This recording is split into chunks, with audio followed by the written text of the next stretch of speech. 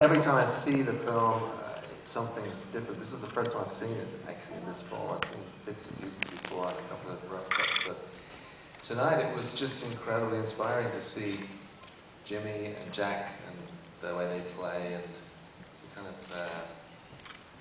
I think I saw things that I've never seen before in what they do. It made me want to go back and practice. Jack, I would like you to make a guitar out of my belt and this microphone. How about you? What was you said at the beginning of the film that you're looking to steal tricks from these two other great guitarists. What was the experience like for you? It was great to find out that these guys were also in bands too. I look forward to hearing their albums one day.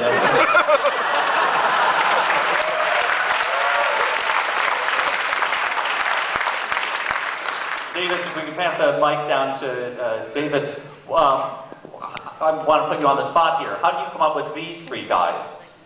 Well, it was a conversation with Thomas, Leslie, and myself, and the first three we really wanted were these three right here.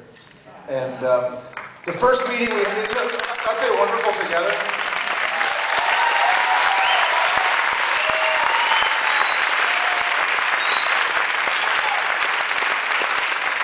And it was, like Thomas would say, it's like casting a movie. It was more about chemistry and than about history or being accurate or being thorough. It was more about how would these three people be together, and it was a great experiment. So I'm thrilled. Thomas, the whole thing was your idea in the first place.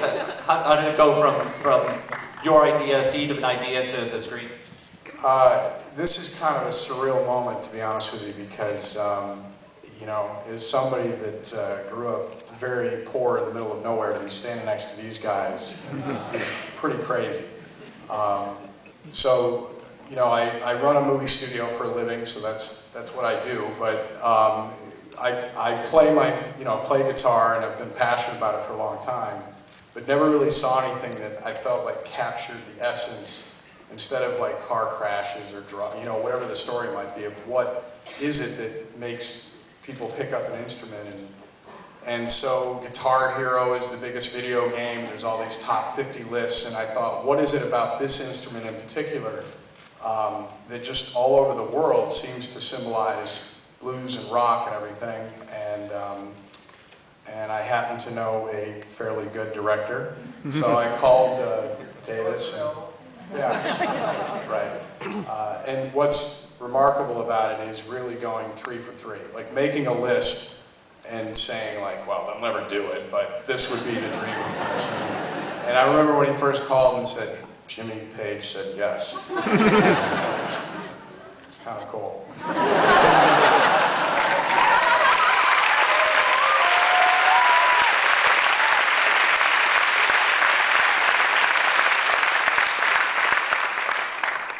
So you guys gonna form like an all-star group band now? That was my question.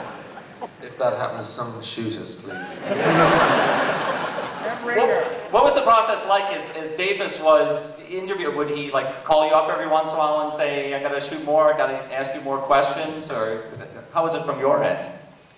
Well, the interesting thing is when we actually came together in LA to play, he was very crafty about keeping us all far apart, so there was like the central stage that we were going to play on with all the instruments there, but we kept in like these trailers separate. So there was no conferring of notes, so when we were up there we were really, you know, having to pull it together on the spot, and I guess that's what a documentary maker does, so there was no sort of cribbing of notes or anything, you know. It's cool.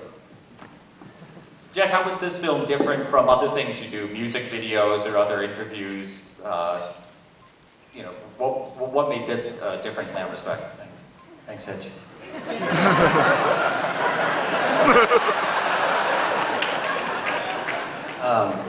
Well, the interesting part about it, I thought, was first off, it just seemed like Davis didn't really know what kind of movie he wanted to make, and I like that idea. It sounds funny, but it actually is true. When people kind of come in with definite goals of, I'm going to make, you know, Superman 8 or whatever, you kind of think, well, it might not work out, but if you kind of come in and saying, well, it's sort of about this, and it's sort of about this, and it's sort of about that, then now we can get somewhere, you know. And I like the idea that it was about something, you know, mechanical that, you know, 3 people all have a different take on. And not just 3 people, but millions of people all have a take on. Why do we care about this 6-stringed instrument? Why don't we like the sitar? Why isn't it the clarinet? Why do so many people fascinated by this hunk of wood? You know, so that's what interested me. I think it's the electric part. Oh, it's the electric part. Leslie, you had to wrangle all this as the producer. What kind of feat was that?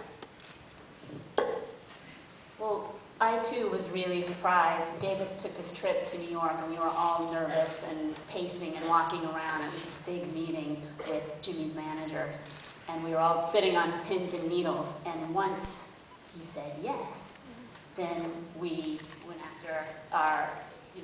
after Edge and Jack and couldn't believe it when they all said yes. And then once that happened, in terms of wrangling, try getting 3 rock stars to be available on the same day. Like, we made a movie with Al Gore, and I thought his schedule was ridiculous. This was harder. That's why they call them rock stars. Exactly.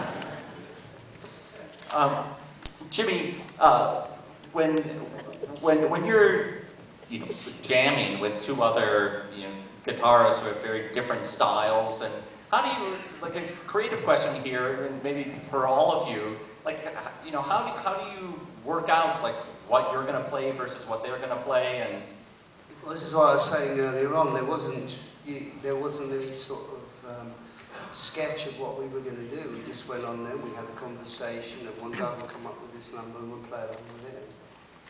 And that's how it was. It pretty much sort of shaped itself along the way, really. do we have time for... Jack,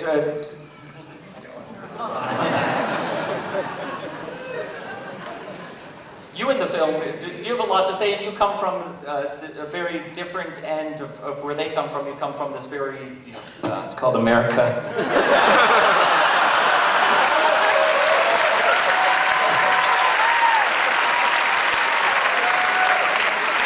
Actually, it's called Detroit. I grew up there too. Hey. I used to shop at St. Vincent de Paul, and I should have got that guitar.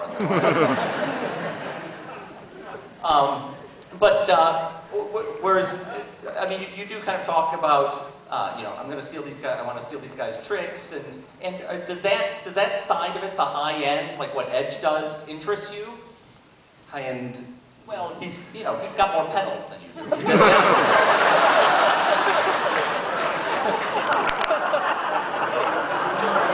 I'm older than he is. I'll get to it. Give me a second, man.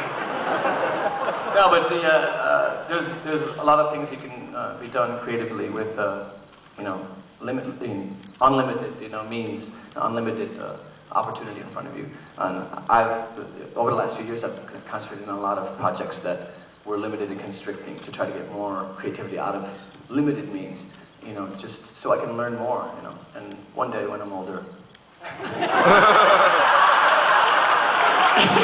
maybe Edge will mail me a couple of big mouth pedals. Just. No,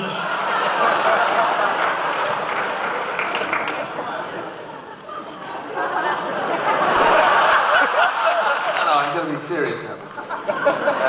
Actually, what was funny, speaking of hardware, was to see how many pieces of equipment we had in common. Because in the end, all we're looking for is a great guitar sound. We don't care how we get it. We just want a great guitar sound.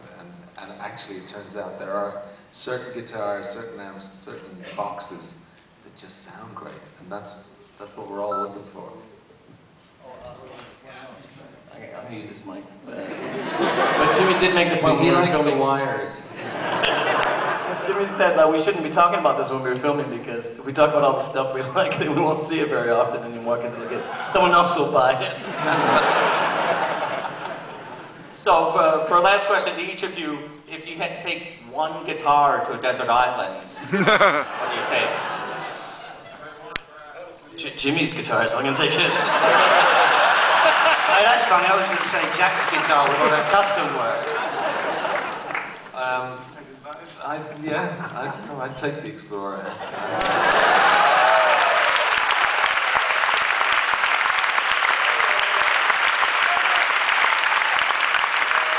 We're so pleased that you guys could all come to Toronto. It's a real honor for us. I'm glad that no one was using their lighters during the film. I forgot to warn you about that. Thank you, Davis, Leslie,